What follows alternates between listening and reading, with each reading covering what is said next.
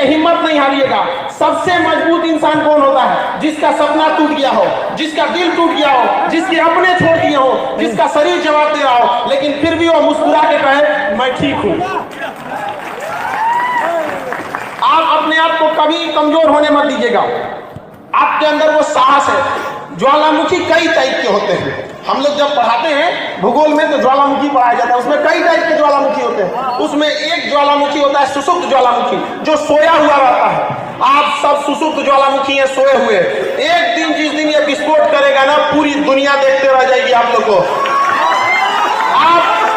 आप सब लोगों को ये जिम्मेदारी है। जिन लोगों की पढ़ने की उम्र है वो पढ़ेंगे, जो अभिभावक हैं अपने बच्चों को पढ़ाते रहेंगे। याद रखिएगा, अगर आप 1 साल में बदलाव चाहते हैं तो धान की खेती कीजिए। अगर आप चाहते हैं 10 साल में बदलाव दीजिए, शीशम का पेड़ लगा दीजिए। लेकिन अगर आप चाहते हैं कि सदियों सदियों आपका इतिहास स्वर्णिम अक्षर से लिखा जाए, तो अपने बच्चों को शिक्षा दीजिए, क्योंकि शिक्षा उस सेवनी का दूध है जिसने पिया वो दहाड़ा है। आपकी दहाड़ पूरी दुनिया सुनेगी और आपको सुनाना है उनको अपनी दहाड़।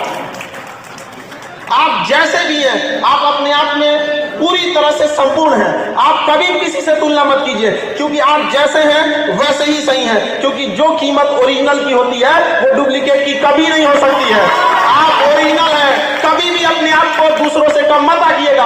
आप में अंदर वो सहने की क्षमता है जो हम लोगों में नहीं है। इसीलिए भगवान आपकी परीक्षा ले रहा है। रेस में एक जब घोड़े को उसका मालिक जो उस घोड़सवार के पीठ पर बैठा रहता है, उसको बहुत मारता है, बहुत तकलीफ देता है। उस घोड़े को नहीं समझ में आता है कि हमें मार क्यों रहा है, लेकिन हकीकत में वह उस घोड़े को जिताना चाहता है। तो भगवान भी जब आपको तकलीफ देना तो समझ जाइएगा कि आपका मालिक आपको जिताना चाह रहा है। और हिम्मत नहीं हारिएगा, क्योंकि कभी कभी गुच्छे की आखिरी चाबी भी पूरा ताला खोल देती है। कभी हिम्मत नहीं हारना है आप सब लोगों को। आप लोगों अभी आप लोग की बातों को नहीं सुन रहा होगा, बहुत सारी समस्याओं को आप लोग सामना करते होंगे। उन सभी लोगों से कहिएगा, अभी आप कांच हैं इसलिए चुभ रहे हैं। जिस दिन आईना बनेंगे पूरी दुनिया देखेगी आपको, और आप सब लोग को बनना है आईना। हमेशा हम लोग आपके साथ खड़े रहेंगे। अपने बच्चों को कभी भी पढ़ने से पीछे मत खींचिएगा। लोगों के अंदर एक भावना बैठ गई है कि दिव्यांग कुछ नहीं कर सकते। अरे एक बार मौका तो देके देखो इनको। पैरा ओलंपिक में सबसे ज्यादा भारत के लिए मेडल किसने लाया? दिव्यांगों ने लाया।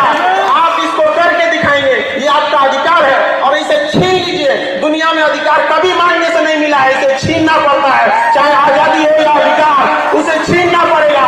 आप इसे छीनिए, हम आपके साथ खड़े हैं यहाँ पर। आप सब लोग कभी भी निराश नहीं होइएगा।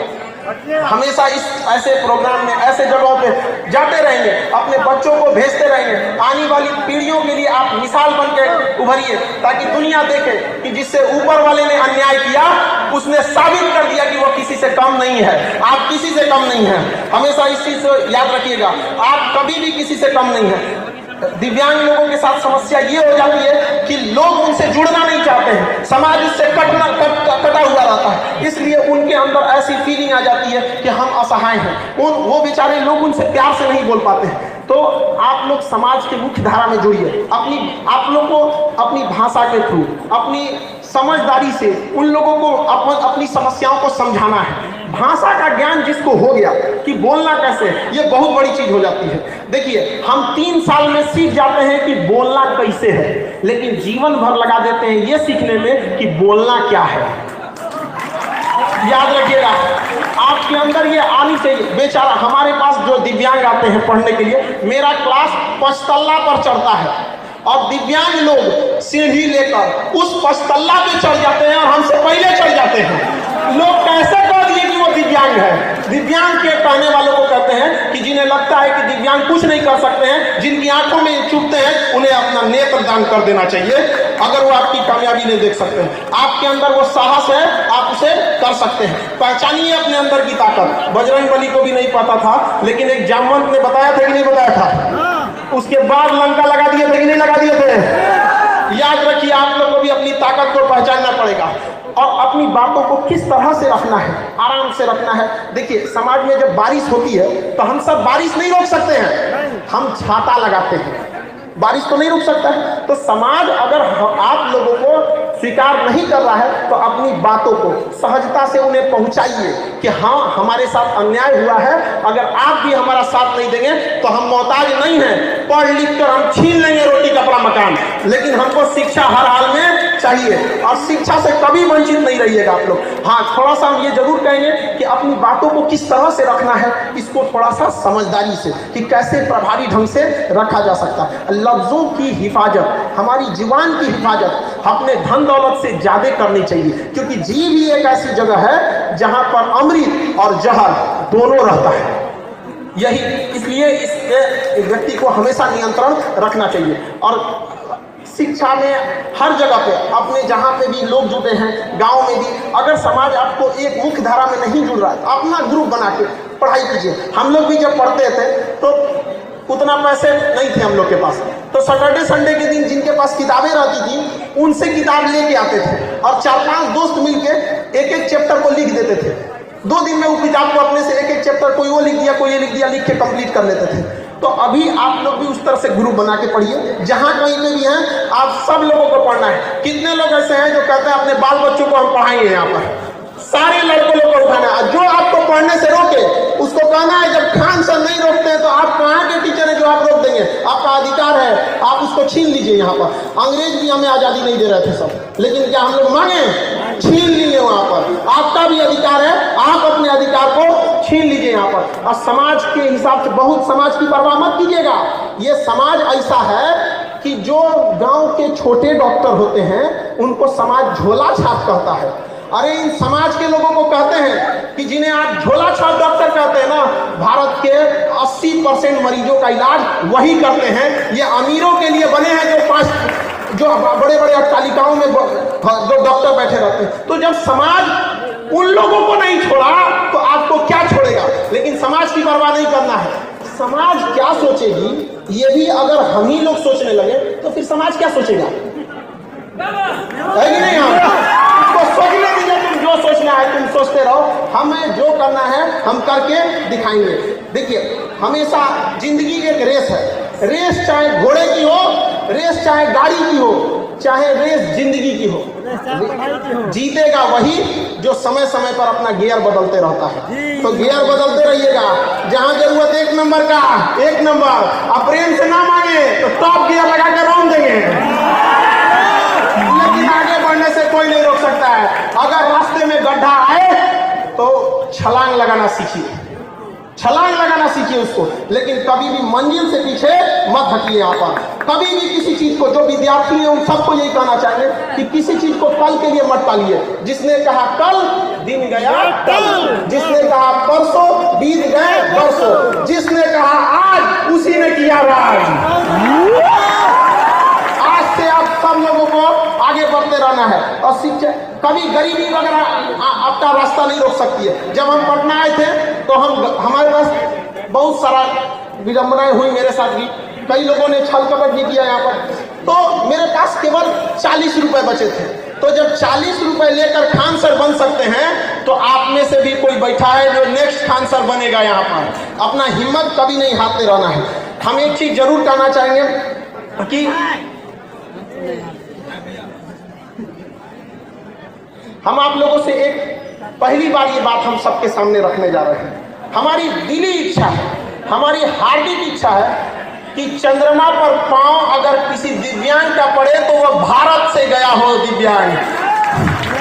क्या यह मेरा सपना पूरा होगा कि नहीं होगा? बिल्कुल पूरा होगा। पूरी दुनिया देखेगी कि अगर चंद्रमा पर पहला दिव्यांग का पांव पड़ा तो कहां से गया था? भारत से गया था। इसलिए आप लोग को हमेशा निरंतर आगे बढ़ते रहना है। कभी भी याद रखेंगे, किसी के सामने बहुत ज्यादा हाथ भी फैलाने की जरूरत नहीं है। किसी को इतना भाव मत दो कि आपको रद्दी का भाव समझने लगे। आप में किसी की कमी है, अधिकार छीनना पड़ेगा। और हम यहाँ जरूर सरकार से भी एक बात मांग करना चाहेंगे कि अब तक महिला आयोग है, SC/ST आयोग है, अल्पसंख्यक आयोग है, दिव्यांग आयोग कब बनेगा? दिव्यांग अपनी बात कहाँ करेंगे? किसके पास कहेंगे? दिव्यांग आयोग होना चाहिए कि नहीं होना चाहिए? दिव्यांगों में क्या कमी है? जब वो पैरा ओलंपिक में ओलंपिक से ज्यादा मेडल ला सकते हैं तो वो कुछ भी कर सकते हैं।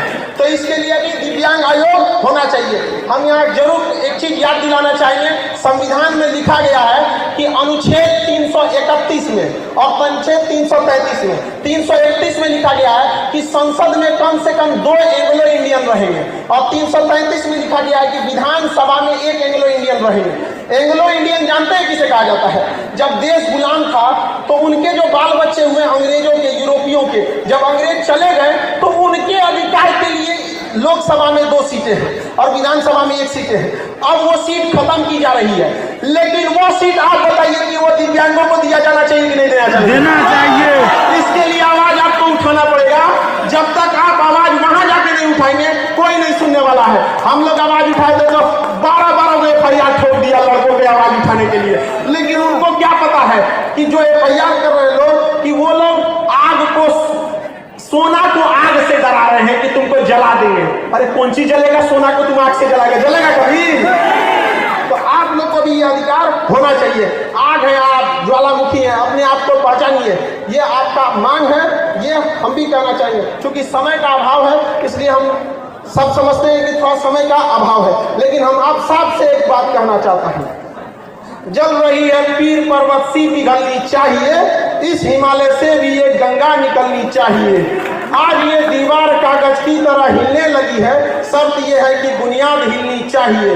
हर गली में, हर सड़क पर, हर नगर में, हर गांव में हाथ लहराते हुए हर लाश चलनी चाहिए। सिर्फ हंगामा खड़ा करना हमारा मकसद नहीं, सारी कोशिश ये है कि सूरत बदलनी चाहिए। मेरे सीने में ना सही, तेरे सीने में ही सही, हो कहीं भी आग, लेकिन आग जलनी चाहिए। आप सब अपनी आवाज को बुलंद करेंगे, भारत माता की, भारत माता की। इन शब्दों के साथ हम अपनी बाड़ी को आज विराम देते हैं। हमारा सौभाग्य रहा जो हम आपके साथ आए। हम आप सबको कहते हैं कि जिस बच्चे को पढ़ना होगा आप भेजिएगा खान सर के पास, उसको हम पढ़ाएंगे। और जो नहीं पढ़ाने दे आप लोग को बोलिएगा हम आके लड़ेंगे उसके लिए। कैसे नहीं पढ़ेगा आपका? आपका जन्मसिद्ध अधिकार है और आप इसे छीन के लीजिएगा। इन्हीं शब्दों के साथ हम अपनी बाड़ी को विराम देते हैं। आप सभी लोग को होली की ढेर सारी शुभकामनाएं।